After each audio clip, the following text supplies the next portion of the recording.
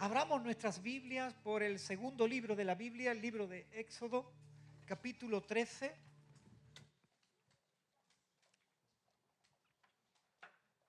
Y vamos a leer los versículos 21 y 22. Éxodo 13, 21 y 22. Ahí estamos en la lectura bíblica. La semana pasada dimos un título a la predicación diciendo el más alto objetivo, liberados para servirle. Fue algo precioso lo que el Señor habló y trabajó con nosotros. Y hoy he querido darle este título a la palabra que quiero compartiros. El más alto propósito, salvados para amarle. Si bien hay un alto objetivo que es servirle, hay algo todavía más alto que es el más alto propósito, es amarle. Tú y yo hemos sido llamados y salvados para amarle. Dice así, Éxodo 13, lo tenemos ahí en la pantalla, capítulo 13, versículo 21 y 22. Y el Señor iba delante de su pueblo de día en una columna de nube para guiarlos por el camino, y de noche en una columna de fuego para alumbrarles, a fin de que anduvieran de día y de noche. Nunca se apartó de delante del pueblo la columna de nube de día, ni de noche la columna de fuego. Amén. El Señor iba delante de ellos. En esta ocasión como fuego, como nube, pero era el Señor el que iba delante de ellos. Era la presencia del Señor quien lo acompañaba. Nunca faltó la presencia del Señor con su pueblo. El pueblo había sido liberado y estaban comenzando el camino de la bendición. Habían sido liberados de la esclavitud, de la maldición, de la esterilidad. Pero lo más grande es que Dios, el libertador, el Salvador, les había prometido su presencia. La presencia de aquel que era mucho más que el que liberaba. La presencia de aquel que es la vida.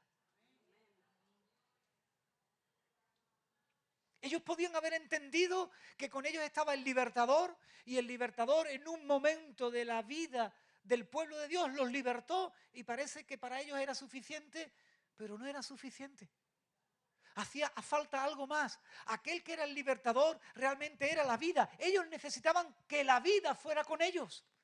No es suficiente un acto de liberación. Escucha bien esto, amado hermano, amigo. No es suficiente un Dios que te libera en un momento determinado. Tú necesitas al Dios todos los días contigo porque Él es la fuente de la vida. ¿Qué trabajo le costó al pueblo de Dios entender esto? Sin su presencia no serían la nación de Dios. Es más, incluso serían avergonzados por otros pueblos que inmediatamente les iban a preguntar: ¿dónde está vuestro Dios? No era suficiente el acto de liberación del Éxodo. Los pueblos dirían: ¿dónde está el Dios que os libertó? Ahora, ¿dónde está el Dios que te sacó entonces? Iglesia, no es suficiente el Dios que te salvó. Tú necesitas al Dios de la vida ahora. También te podrían preguntar a ti, como le preguntaron al pueblo: ¿dónde está hoy tu Dios? El que tú dices que hace años te salvó. Bueno, yo creo que hasta sería una legítima pregunta. Porque yo creo que tú no eras cristiano solo entonces cuando fuiste salvo. Yo espero que tú sigas siendo cristiano ahora, hoy. Entonces es legítimo que yo hoy te pregunte: ¿dónde está hoy tu Dios contigo? Como dijo alguien en una famosa película, es un actor español, le dijeron: ¿y tú por qué sabes que Jesucristo está vivo? Y él respondió: porque he hablado con él en esta mañana. Así que si yo hoy te pregunto: ¿dónde está tu Dios?, tú me tienes que decir: porque yo estoy desde que me desperté caminando con él. Si no pudieras decirme eso, sería legítima la pregunta de decirte: ¿dónde está tu Dios? Ya con un tono irónico. El pueblo le costaba trabajo entender esto, que sin su Dios no eran nadie. Sin su presencia no serían construidos por Dios, no tendrían su palabra como ordenamiento ni como promesas de futuro. Ellos habían sido 400 años esclavos. ¿Cómo podrían atreverse hoy a lanzarse a ser un pueblo sin un Dios, sin un ordenamiento, sin unas promesas? Sin su presencia no estarían bajo la cobertura de la bendición del reino. Iban a depender exclusivamente de sus esfuerzos para obtener los recursos necesarios. Por cierto, recursos que en un desierto son muy difíciles de conseguir. ¿Quién les dio agua en el desierto? El Dios de la vida que iba con ellos. ¿Quién les dio pan en el desierto? El Dios de la vida que iba con ellos. ¿Quién permitió que sus ropas no envejecieran? Y lo que ya me cuesta más trabajo entender es lo del calzado, porque los niños le crecerían el pie, ¿no? Entonces tuvo que crecer el calzado junto con el pie. Estaban delante de un Dios que era mucho más que el libertador de Egipto. Estaban con el Dios de la vida. Sin ese Dios no podían estar bajo la provisión del reino de los cielos. Sin su presencia no serían milagrosamente protegidos de los enemigos, porque los enemigos ya formaban un ejército. Ellos eran un pueblo de esclavos. Hermano, y sin ánimo de ofender a nadie, que tú puedes manejar muy bien un palaustre, pero si yo ahora mismo te cambiara el palaustre por una espada, tú me dirías, bueno, pues a ver dónde puedo dar yo un cursillo intensivo de... Y ellos estaban acostumbrados a manejar el palaustre, a hacer con paja y con barro ladrillos. Y de repente me los mandan al desierto a pelear con pueblos, algunos de ellos teniendo en sus ejércitos soldados que eran enseñados desde la niñez. Sin la presencia de Dios no podrían ser protegidos adecuadamente, ni podrían constituirse en un verdadero ejército, como toda nación necesita. Las fuerzas de seguridad del Estado, el ejército, ¿verdad? Sin su presencia no podrían cumplir el propósito divino para el cual Dios los había creado y los había cuidado, ser luz de Dios. Ellos estaban llamados a iluminar al mundo. Y sin la presencia de aquel que es la luz, ellos no podrían ser luz. Por tanto, no iban a poder ser un pueblo más especial que los otros. No iban a poder ser un pueblo más relevante que los otros. Serían un pueblo como los otros, sin mucho más que decir ni mucho más que hacer. Necesitaban su presencia, porque sin su presencia, nada. ¿Pueden decir esto conmigo? Sin su presencia, nada. Moisés entendió bien el significado y la relevancia de la presencia de Dios en medio de su pueblo. No querían los milagros sin su presencia. Los milagros sin la presencia de Dios se pueden desvanecer. Sin embargo, la presencia garantiza los milagros. Moisés entendió bien esto y con fe, con valentía y con determinación, delante de Dios exclamó: si tu presencia no ha de ir conmigo, no nos saques de este lugar. Eso se encuentra en Éxodo capítulo 33 y versículo 15. Éxodo 33, 15. Valientemente Moisés delante de Dios le dijo: si tú no vienes con nosotros, no nos saques de aquí. Porque no es cuestión de una liberación, es cuestión de la vida. ¿Cuántos ya están entendiendo? Amada iglesia, Dios es más que un milagro. Y tú necesitas mucho más que un milagro. Tú necesitas vida. Ayer, hoy, mañana y por siempre. Nosotros también estamos ahora en el camino de la salvación, en el camino de la vida y en el camino de la bendición. Yo estoy en el camino de la salvación. ¿Tú también? Este camino ciertamente es distinto a los otros caminos, ¿verdad? Déjame que te diga algo. Solo es distinto con la presencia de Dios. Si la presencia de Dios no está contigo, tu camino no es distinto al de los otros caminos. No es distinto. Tienes muy poco que aportar. Tienes muy poco que decir si tu camino es el mismo que el de ellos. Tu camino ciertamente es diferente, pero es diferente si Dios va contigo. Porque tú sin Dios, una criatura más. Tú con Dios, un hijo con propósito. Tú sin Dios, un ciudadano más del país donde te encuentres, en este caso España. Tú con Dios, un ciudadano del cielo. Algo tendrás que decir del cielo a los que están en la tierra. Pero si solamente estás en la tierra, vas a decirle algo que ellos ya conocen. ¿Cuánto necesitamos a Dios? ¿Cuánto necesitamos su presencia? Su presencia nos da identidad. Es la presencia del Espíritu Santo en nosotros, la garantía de la salvación y quien nos da testimonio de que somos hijos de Dios. Él te ha dado una nueva identidad, tú lo necesitas. ¿Cuál es el énfasis hoy? Que es más que un milagro lo que tú necesitas. Tú necesitas vivir con Él todos los días. Él es quien te ha dado esa nueva identidad. Yo le doy gracias a Dios por la nueva identidad en mí, por la nueva vida que Él me dio. ¿Qué sería de mí si Él no me hubiera alcanzado, como dice la canción de nuestro hermano Jesús Adrián Romero? ¿Qué sería de mí? Necesito su presencia porque su presencia me da identidad. Necesitamos su presencia porque es la garantía de estar siendo construido conforme a un propósito. Eso está en Juan 15. Él te dio nueva vida para construirte conforme a su voluntad. Tiene un propósito para ti.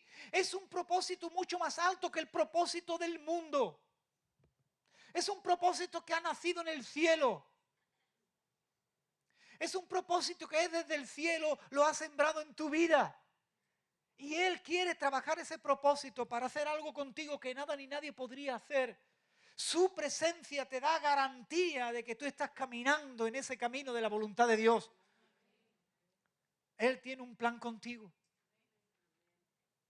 Ese plan no te lo puede dar nada ni nadie. Su presencia es la que nos permite serle testigos. Y el mundo necesita testigos de quién es Dios. El mundo necesita gente que diga, Dios es así y Dios hace estas cosas. Evidentemente, tú no puedes serle testigo si no estás con Él, porque ni le conoces ni ves su obrar. Necesitamos su presencia. Y su presencia es totalmente necesaria para colaborar en su obra. Hago mucha insistencia en esto. A todos los que trabajáis para el Señor, os suelo decir, no te separes de Él, busca su presencia. Lo hablo con los que trabajan en un departamento y en otro. Especialmente lo hablo con aquellos hermanos que tienen que servir de una forma más visible, como son los hermanos que sirven desde este lugar, como David que ha podido hacer una oración, como los hermanos de la alabanza que tienen un tiempo en nuestra congregación para dirigirnos al pueblo a alabarle. Les digo lo mismo, tienes que meterte en su presencia porque es allí donde tú vas a recibir la capacitación y el poder para tener algo que hacer y algo que decir al resto del pueblo. En el momento en que tú te ausentas de su presencia, estás perdido. Jesús lo dijo muy bien, separados de mí.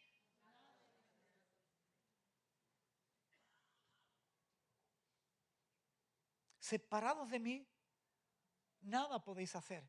Jesucristo nos está llamando una y otra vez a conocer que la primera necesidad que tiene todo cristiano es la de su presencia. Luego vendrá el fruto. Por eso nos exhorta a no separarnos de Él, para llevar fruto.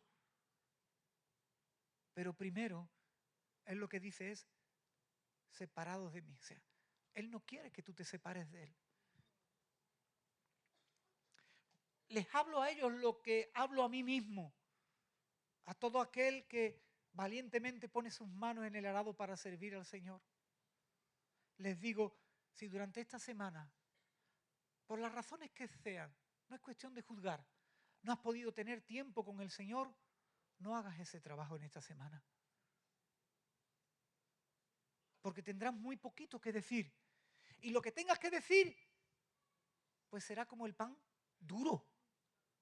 Será de la semana pasada que pasaste tiempo con Él. Porque pan tierno no puedes tener porque esta semana no has estado con el panadero divino.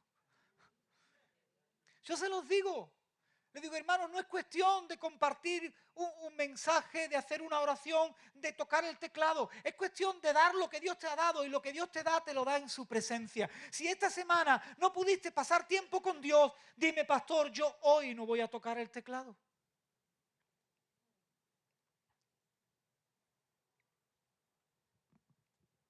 Él nos está llamando a entender que la primera necesidad que tenemos es la de su presencia. Incluso, hermanos, incluso declarando Jesús que nuestras obras hechas para Él son buenas, nos enseña que no se pueden comparar con la más grande obra para con Él, que es amarle. Dice, has trabajado, eso está en Apocalipsis capítulo 2, versículos 3 y 4. Has trabajado arduamente por amor de mi nombre y no has desmayado. El Señor los está alabando por su trabajo, pero aun cuando los está alabando por su trabajo, les dice, pero tengo contra ti que has dejado tu primer amor. Es decir, aun cuando Él te alabe por el buen trabajo que estás haciendo, para Él es más importante tu relación con Él, tu amor por Él. En un momento le llegó a decir a los religiosos de su época, si callo a esta gente que me está alabando, de las mismas piedras levanto quien me alabe. Si Él simplemente quisiera una canción, nos pondría ahí una piedra a tocar el piano. A mí me gustaría verlo, como una piedra toca un piano. No sé si lo haría así, y no sé si eso de las piedras era en el plan de que Él de una misma piedra puede levantar incluso una nueva criatura, ¿no? Pero si Él necesitara exclusivamente a alguien para tocar el piano, pues nos traería ahora mismo a un músico. Pero es que Él no quiere solo y exclusivamente un músico. Él quiere a alguien que le alabe. Y alguien que le alabe solo puede ser alguien que le ame. Dios fue con su pueblo y ciertamente hoy viene con nosotros. Fue maravillosa esa promesa de que iría con ellos y es maravillosa la promesa de que Jesús dice cuando tan solo dos o tres se reúnan en mi nombre, ¿qué promete Él? Yo estaré allí en medio de ellos. Dios fue con su pueblo y Dios sigue estando hoy con su pueblo. Ciertamente nos bendice, ciertamente nos capacita y nos empodera para su servicio, para el testimonio, pero hay un alto propósito, un propósito mucho más alto que la bendición, que el servicio, y es que le conozcamos y que le amemos. Lo dijo desde la antigüedad cuando en el Salmo 46, versículo 10, Él dice que lo importante es su presencia. Podemos poner el Salmo 46 y versículo 10, lo podemos leer. Lo dijo en los Salmos, conoced que yo soy Dios. Conoced que yo soy Dios, conocedme. Pero no solo lo dijo en los Salmos, una parte importante de las Escrituras para el pueblo de Dios, lo dijo también a través de sus profetas. Y en el profeta Oseas, capítulo 6 y versículo 6, también les dice al pueblo lo importante que es conocerle. Misericordia quiero. Y el conocimiento de Dios más que cualquier tipo de sacrificio, más que cualquier tipo de entrega, más que cualquier tipo de trabajo. Conocimiento de Dios, que le conozcamos, que le conozcamos. Esa palabra conocimiento en la Biblia va mucho más allá que un conocimiento de la mente, un conocimiento académico. Esa palabra conocer, la Biblia la emplea para el momento en que el matrimonio, un hombre y una mujer, se unen en ese precioso regalo que da Dios a los matrimonios de la relación sexual, en donde ya no hay nada en medio. Están el uno frente al otro desnudos, se conocen. No hay nada que ocultar. Entonces, cuando en la Biblia estamos leyendo que Dios está pidiendo a su pueblo que le conozcamos, está pidiendo una relación íntima, profunda, permanente, en donde no hay nada que ocultar. Conocedme más que cualquier tarea, cualquier entrega, cualquier sacrificio que podáis hacer por mí. Pero no solo es en el libro de los Salmos o en los profetas. Cuando le preguntaron a Jesús, ¿pero cuál es el mayor de los mandamientos? ¿Qué es lo primero que yo tengo que obedecer? ¿Cuál tiene que ser la prioridad en mi vida? Y en Mateo capítulo 22, versículos 36 y 37, el Señor, por decirlo de esta manera, bueno, es que hay que decirlo de esta manera, dejó boquiabiertos, sorprendidos a aquellos religiosos estudiosos de las Escrituras. Maestro, ¿cuál es el más grande mandamiento? Bueno, cuando leemos el contexto no es que tenían muchas ganas de obedecer, más bien le estaban tendiendo trampas. Pero el Señor, especialista en salir de las trampas, les dijo, ¿queréis saber cuál es el primer mandamiento? ¿Cuál es vuestra prioridad? ¿Cuál es la mejor y mayor tarea que tenéis que hacer? Amar al Señor. Amar al Señor. Así que no solo es en los salmos, en la ley, como hemos visto en el libro de Éxodo, no solo es en los profetas, es para la época de la gracia del Señor en Jesucristo, que también el Señor nos llama a conocerle y amarle como nuestra prioridad. ¿Qué necesitamos hoy en nuestras vidas, en nuestro colectivo, en nuestra congregación? ¿Qué necesitamos hoy en nuestro culto? Su presencia.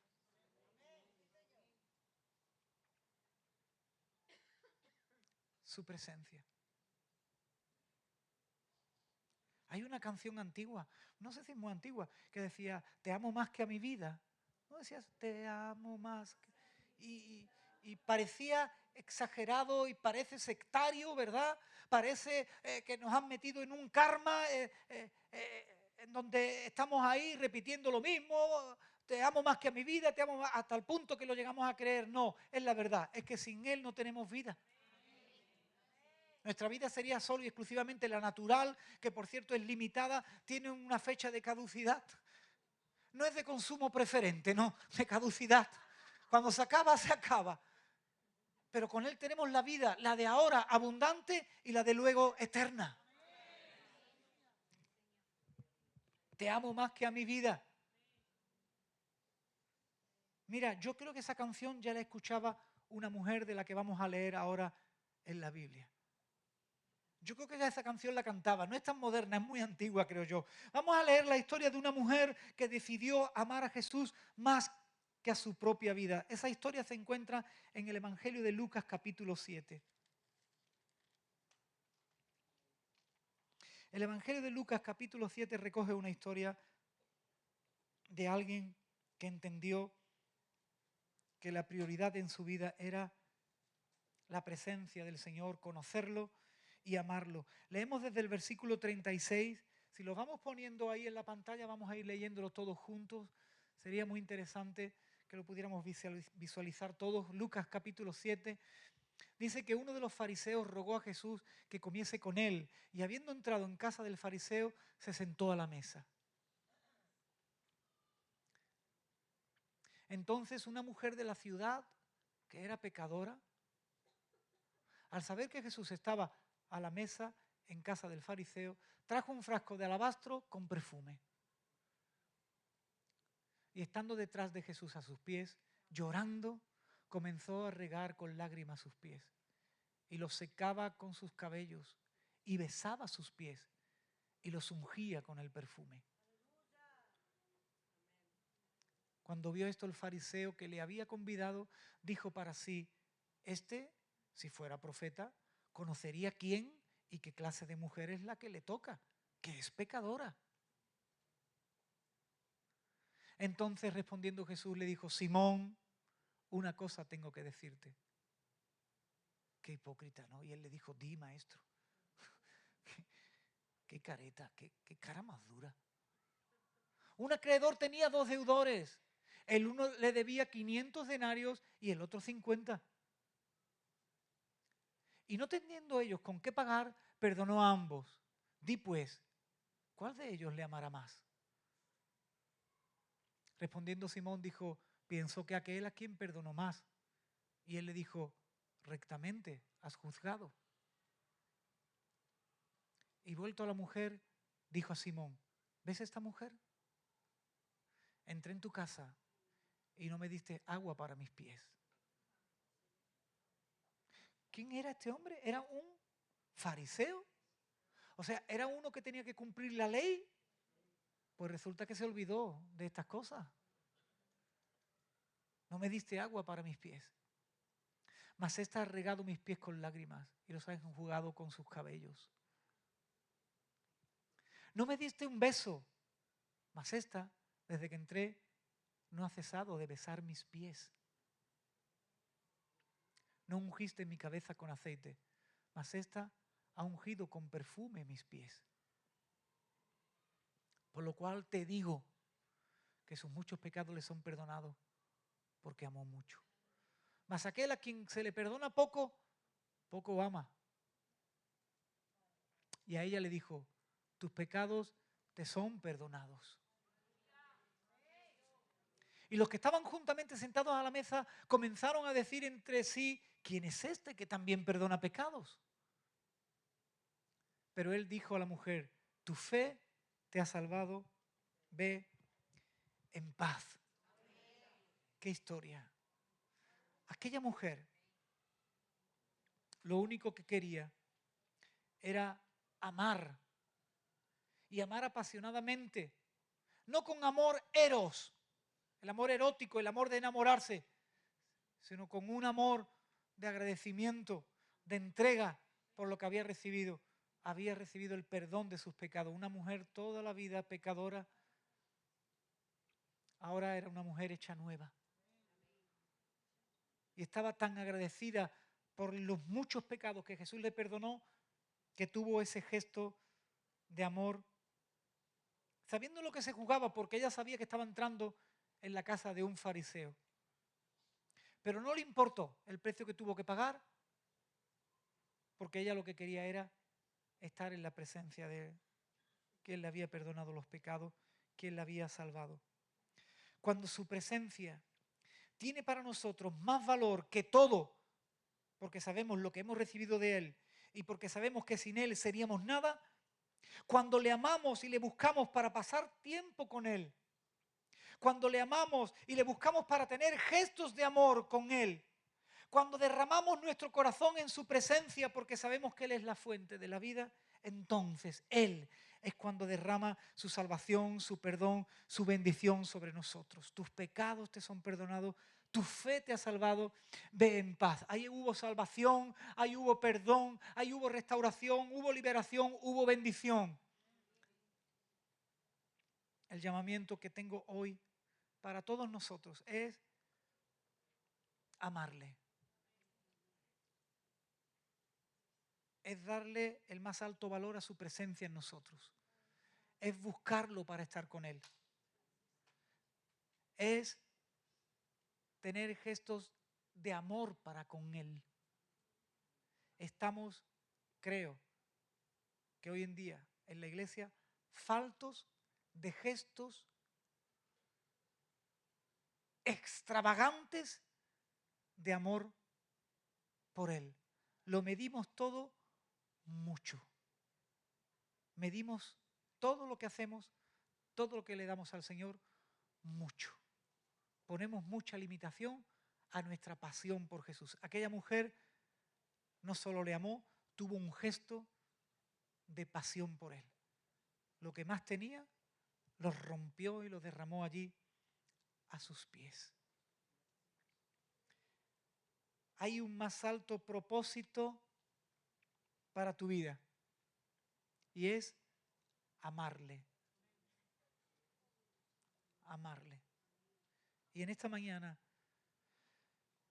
yo te invito a tomar la decisión de amarle y a tomar la decisión de tener gestos de amor apasionado por Él. Yo te invito a eso.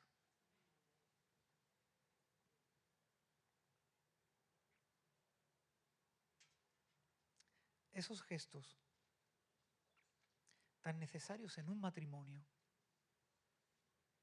deberíamos de empezar a tenerlos también con aquel que nos ama, que es Jesucristo de Nazaret.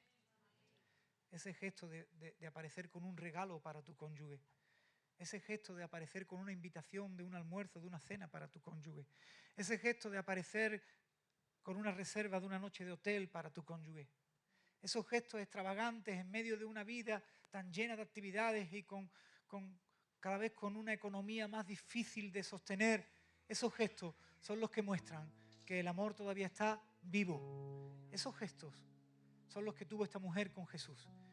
Y Jesús no dijo que no.